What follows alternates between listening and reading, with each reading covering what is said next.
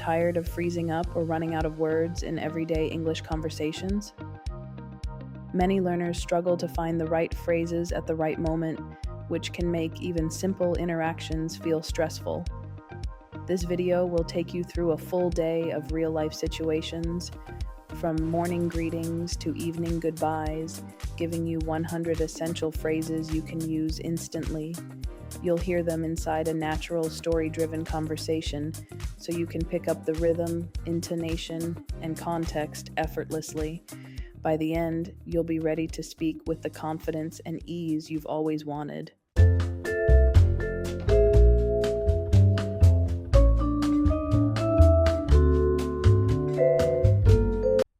Part 1: Greetings and Introductions.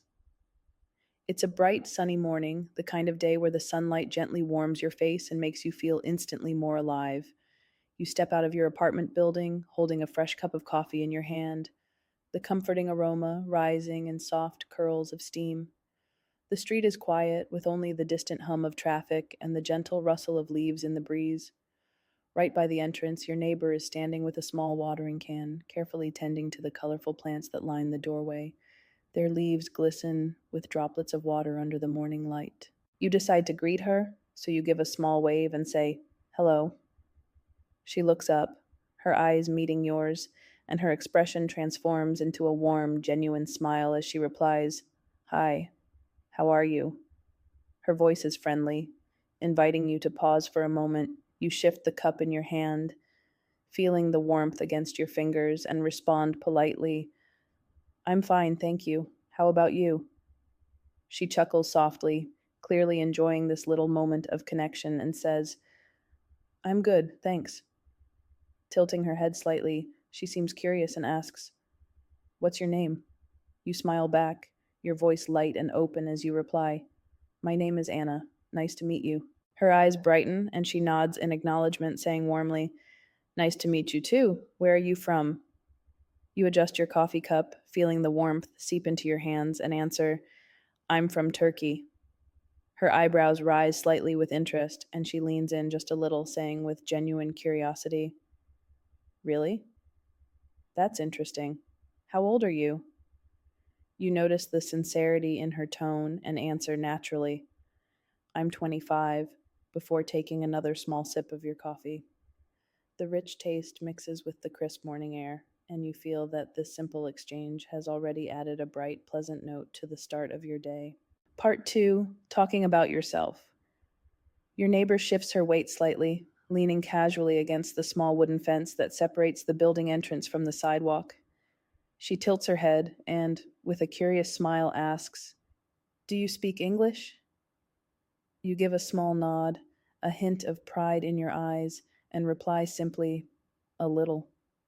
Her smile widens, almost as if she's genuinely pleased to hear that, and she says, "That's great. What do you do?" You straighten your posture a little, feeling confident, and answer with a touch of pride, "I'm a teacher." The morning breeze brushes against your face as you add warmly, "I'm a student too. I'm studying photography." For a moment, she looks impressed, her eyebrows lifting slightly as though she finds your combination of work and study admirable. She glances toward the building and then back at you before asking, "Where do you live exactly? Which apartment?" You point lightly in the direction of your block and answer, "I live in London, in the center, near the park."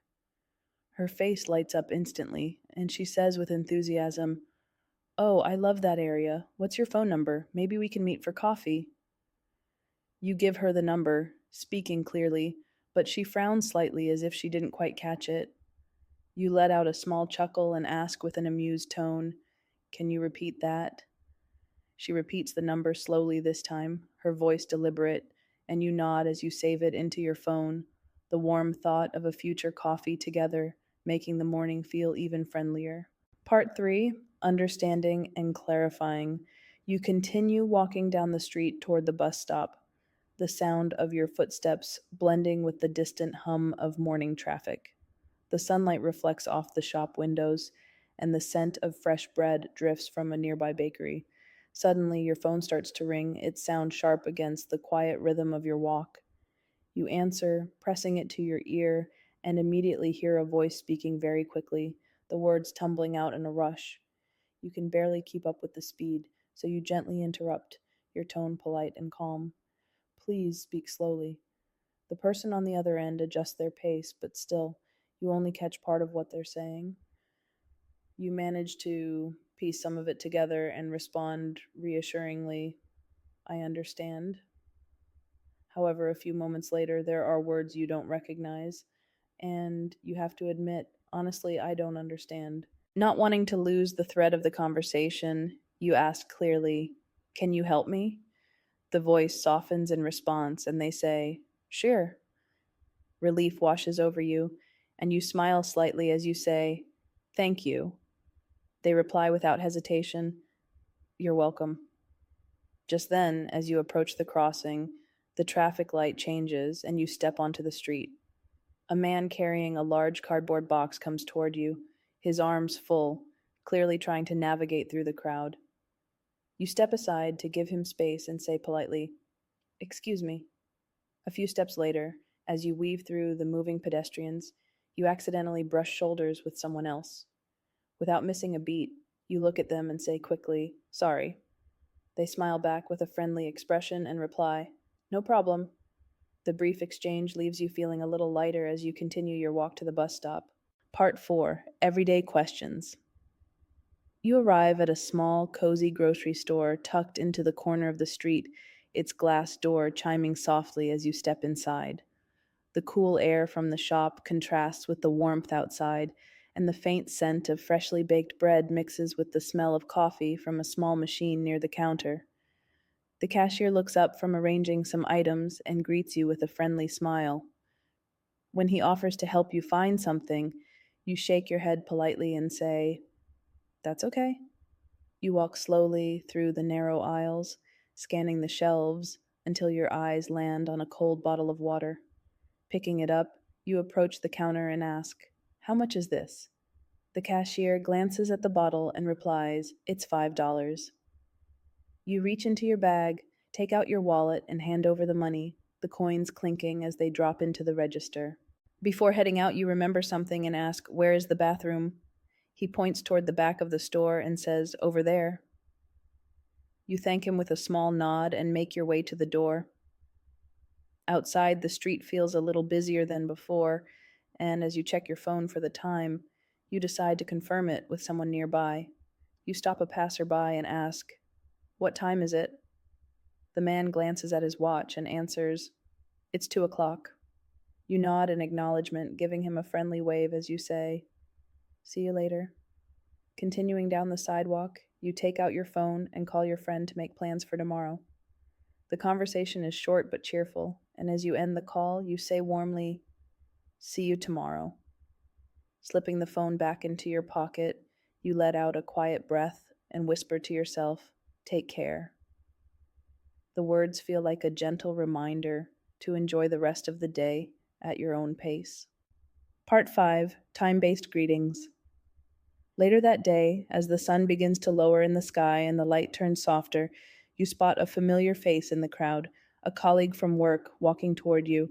Out of pure habit, the words slip out before you even think about it. Good morning. But then you both realize the time of day, and you laugh lightly at yourself before correcting it with a smile. Good afternoon. They grin, amused by your quick switch, and the two of you fall into step, walking together toward the train station. The streets are busier now, filled with the sounds of people heading home, bicycles passing by, and the distant hum of cars. That evening, as the sky shifts into shades of deep blue, you return to your neighborhood. You notice your neighbor near the entrance of the building, pulling a trash bag toward the bins. You give her a friendly nod and say, good evening, your voice calm in the quiet of the early night. She returns the greeting with a wave, and you both continue with your tasks. Later, when the world outside feels still and your apartment is filled with the soft glow of a bedside lamp, you get ready for bed. Before setting your phone aside, you open the family group chat and type warmly, good night. A few moments later, one of your cousins replies unexpectedly with, have a nice day, even though it's clearly nighttime where you are. The mix up makes you smile, and you reply simply, "Same to you." Just as you place the phone down, it begins to ring again. You answer and hear a friend's voice on the other end asking, "What are you doing?" You glance at the open book on your lap and reply casually, "I'm reading a book." There's a short pause before they ask, "Are you busy?" You lean back against your pillows and answer honestly, "Not really." The quiet in your voice matches the calm of the evening, and you feel at ease as the conversation begins. Part 6. Asking and answering your friend stays on the line, the conversation flowing easily, and you feel a small spark of curiosity about a few things around you. Leaning slightly forward, you say in a gentle tone, "Can I ask you something?" They sound relaxed and open as they respond, "Go ahead." You glance at your desk where a few everyday items are scattered. Picking one up, you hold it toward the camera. A simple object, but one you decide to turn into a question. You ask, "What's this?" Without hesitation, your friend answers, "It's a pen." Your eyes wander to another object lying beside it, and you lift it up, turning it over in your hands before asking, "Whose is this?" They answer casually, "It's mine," and you can hear the smile in their voice. You start scanning your room for something else, and suddenly you realize you can't see your bag anywhere. A small frown forms as you ask, "Where's my bag?" Your friend chuckles as if the answer is obvious and says, "It's on the table." Feeling playful now, you point toward a chair in the corner of your room, the one with a pile of books sitting on it, and ask with a teasing tone, "Can I sit here?" They laugh lightly before replying warmly, "Yes, of course." The easy back and forth makes the room feel brighter, as if the conversation itself is adding warmth to the evening. Part 7. Food and Drink. In the evening, the city streets glow under the warm light of street lamps, and the sound of conversation and laughter spills out from restaurants and cafes. You push open the glass door of a busy cafe, the air inside filled with the smell of fresh coffee and baked bread. The tables are almost all full, and you spot an empty chair near the window. Walking over, you notice someone sitting at the table next to it. Pointing politely, you ask, "Is this your seat?" They glance up from their phone, shake their head, and reply, "No, it's not." Relieved, you pull the chair back and sit down, feeling the warmth of the cafe surround you. A waiter approaches with a friendly smile, and you say honestly, "I'm hungry." He nods with understanding and replies with a cheerful tone, "Let's eat." You glance at the drinks menu and realize your throat feels dry. Smiling, you add, "I'm thirsty." The waiter leans in slightly and suggests, "Let's get some water." You agree, and he heads off to place the order. After a comforting meal and a tall glass of cold water, you lean back in your chair, feeling the heaviness of the day settle in. You let out a quiet yawn and say, "I'm tired." The waiter, collecting the empty plates, gives you a warm nod and says, "Take a rest." You take a deep breath, enjoying the calm that comes after a satisfying meal, and say with a genuine smile, "I'm happy." The waiter's face softens and he nods again, replying simply, "That's great." The exchange leaves you feeling even more content as you prepare to head home. Part 8. Feelings and Reactions. Later in the evening, the room is quiet except for the faint ticking of a clock. You reach for your phone, the screen lighting up your face in the dim light. As you scroll, you suddenly stop at a message that makes your expression change. Your eyebrows pull together slightly, and you murmur softly to yourself, "I'm sad." The words linger in the air like a small cloud.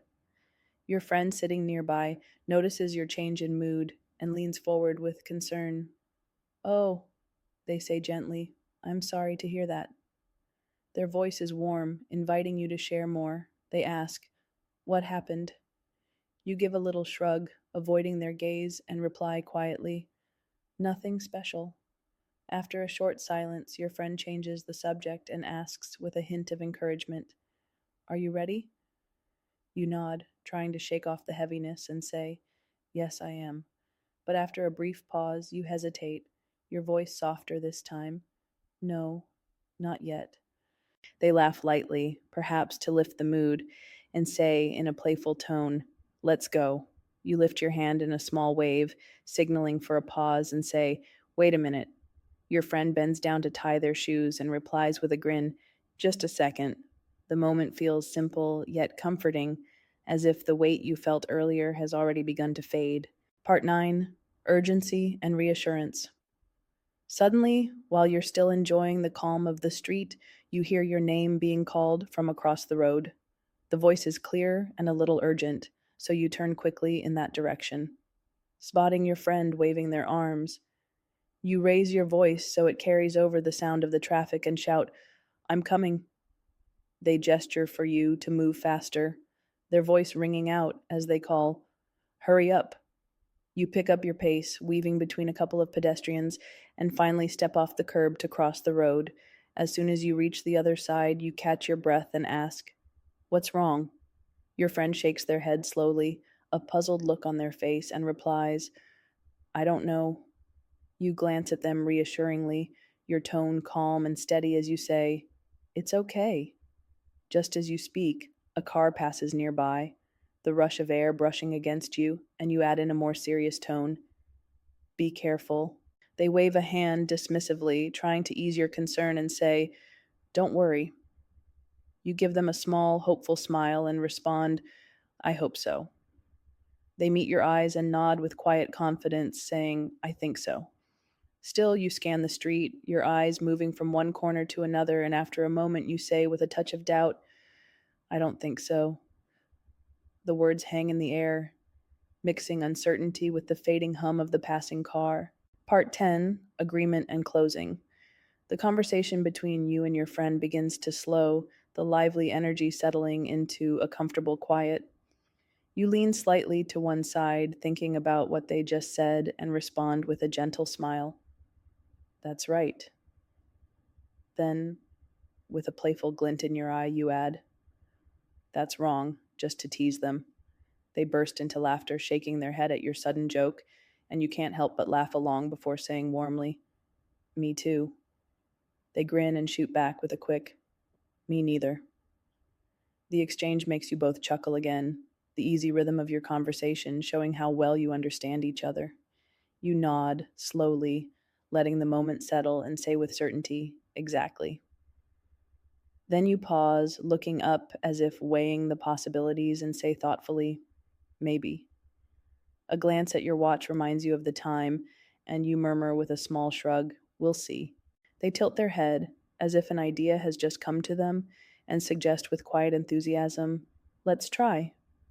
You smile, appreciating their optimism, but gently bring things to a close with, "That's enough." As you part ways, you lift your hand in a friendly wave and say with warmth, "See you soon." The words linger in the air like a promise, carrying the comfort of familiarity as you both head in opposite directions. And now you've lived an entire day in English, using 100 real life phrases that fit naturally into everyday conversations. You didn't just memorize them, you experienced them in context, the same way native speakers do.